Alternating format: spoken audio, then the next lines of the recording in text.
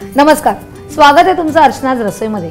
आज मी तुम्हाला दाखवणार आहे मावा रोल आणि थँक्यू व्हेरी मच, कारण हे तुमचा फीडबॅक आहे। काही टीनेजर्स मुली आहेत, मुलं आहेत, त्यांना असं म्हणायचं आहे की लवकरात लवकर आणि पटकन होणाऱ्या काही रेसिपीज दाखवा की जो आम्ही गॅसचा पण वापर करू शकणार नाही। तर आज आपण बघतो आहे मावा कोकोनट रोल। त्यासाठी बघत राहा अर्चनाज रसोई। मावा कोको रोलसाठी लागणारे साहित्य बघूया। साधारण 150 ग्रॅम मावा घेतले, 3 ते 4 टेबलस्पून आपण आयसिंग शुगर घेतलेली आहे। इथे चॉकलेट शेव डेकोरेशन करता आहे, 1 टेबलस्पून कोको पावडर आहे आणि अर्धा टीस्पून तुमचं व्हॅनिला एसेन्स आहे। आता आपण करायला सुरुवात करूया। सगळ्यात प्रथम आपल्याला काय करायचं आहे, मावा आणि साखर जी आहे आपण आयसिंग शुगर घेतली ती मिक्स करणार आहोत। आधी मावा घेऊया। साधारण 150 ग्रॅम आपण मावा घेतलेला आहे आणि ह्याच्यामध्ये आपण 3 ते 4 टेबलस्पून आयसिंग शुगर घेतोय। आयसिंग शुगर यासाठी घेतोय की साधी शुगर तुम्ही जर साखर घेतली तर ती माव्यामध्ये पटकन वितळते आणि मावा जो आहे तो पातळ होत जातो, म्हणून आपण इकडे आयसिंग शुगर घेतली। कारण आयसिंग शुगरमध्ये थोडंसं कॉर्नफ्लॉवरचं बाइंडिंग असतं, म्हणून साधारण 3 ते 4 चमचे आपण आयसिंग शुगर घेतोय आणि ह्याच्यामध्ये आपण थोडासा व्हॅनिला एसेन्स एक अर्धा चमचा।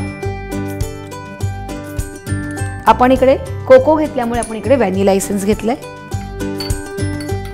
आणि हे व्यवस्थित आपण मळून घेणार आहोत।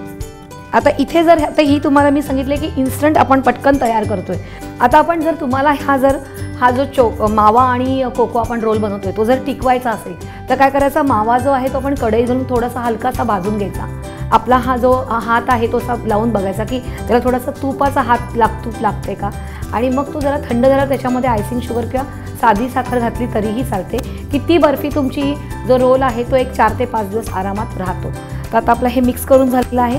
आता आपण काय करायचं, ह्याचे 4 भाग करणार आहोत आणि ह्या 4 भागाचे आपण 3 भाग एकत्र करतोय आणि एका भागामध्ये आपण कोको पावडर घालतोय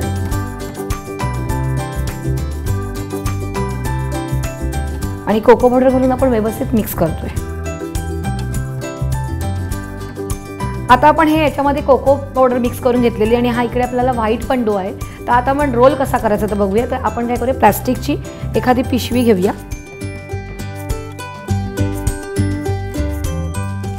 अशा प्लास्टिकच्या एक पिशवी कापून घ्यायची आहे आणि त्याच्यावर हा गोळा ठेवून द्यायचा आहे। जर अजून चांगलं फिनिशिंग हवं असेल तर प्लास्टिकची पिशवी घेऊनच तुम्ही त्याला व्यवस्थित प्रेस आउट करा। लाटणं फिरवलं तरीही चालेल, पण हा नरम असल्यामुळे काय तेवढा चालतं आपल्याला की आपण हातानेही करतोय।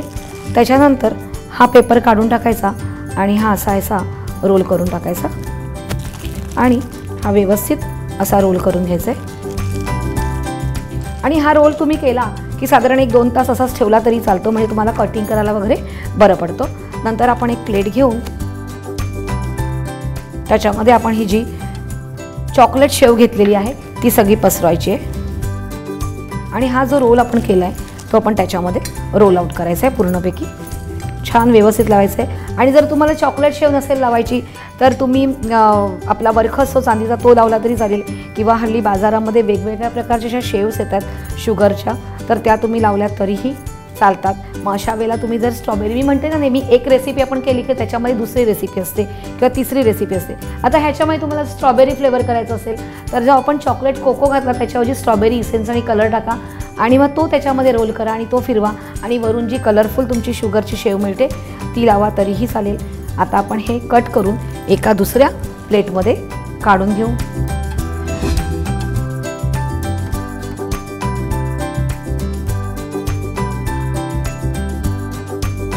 अशा प्रकारे आपण व्यवस्थित कापून घेऊया, म्हणजे बघा कटिंग केल्यावर पण साईडने तुमचा मावा येतोय आणि मधनं तुमचा कोको येतोय। मावा चोको रोल किंवा कोको रोल तुमचा तयार आहे। लागतो पण सुंदर। मी टेस्ट करणार आहे, पण तुम्ही काय केलं, सबस्क्राईब केलं कुठे, इंडिया फूड नेटवर्कवर। आणि तुमच्याकडे काही असे छान छान पटकन होणाऱ्या रेसिपी आहेत मला माहिती आहे। लवकरात लवकर फीडबॅक द्या आणि बघत राहा अर्चनाज रसोई।